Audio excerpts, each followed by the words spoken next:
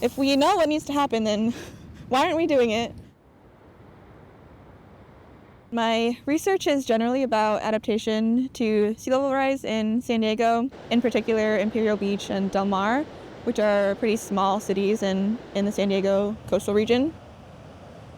The mean high tide line is basically the boundary between public lands in California on the coast and land that can be privately owned. That boundary can actually change, and it is expected to change with sea level rise. So the city of Del Mar made a deal with these owners in the 80s that if they pulled some of their development back from the beach, then they could build seawalls. Seawalls are really contentious for environmental advocates who, want these beaches to be here for future generations and the general public. The things that create beaches are erosion, right? Usually in California, the tide flows from the north and brings sediment along the beaches. And then you have bluff erosion, which creates more sediment to create beaches.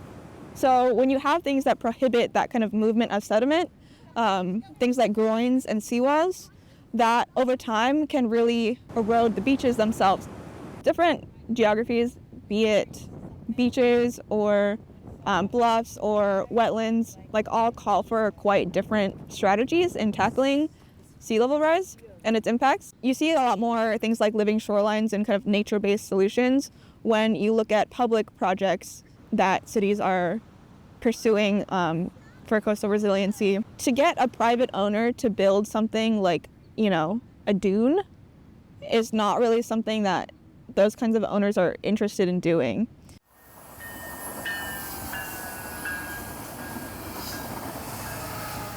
Yeah, a lot of research on extreme events will look at one hurricane or one drought and look at how that impacted people and how they coped with it afterwards, but that's not how the real world works. For example, there's a drought for 3 years, and then, which was what we've seen in California, there was a big drought, and now we've seen several wet years in a row, and then there'll probably be a drought again, and then maybe some more flooding. In the event that we don't get these, projects off the ground in time for, a major disaster, what do we do after? How do we rebuild after? That can be, a good opportunity to re-examine the way that we've structured our, whole governance system around coastal management.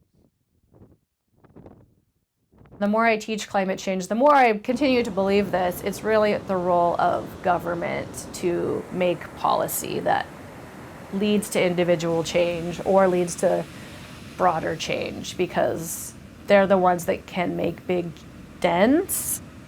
Everyone has a right to the coast, It doesn't just belong to those that have property on it. It belongs to, especially the entire state of California, because we literally have a law that says, the coast is public and belongs to the public.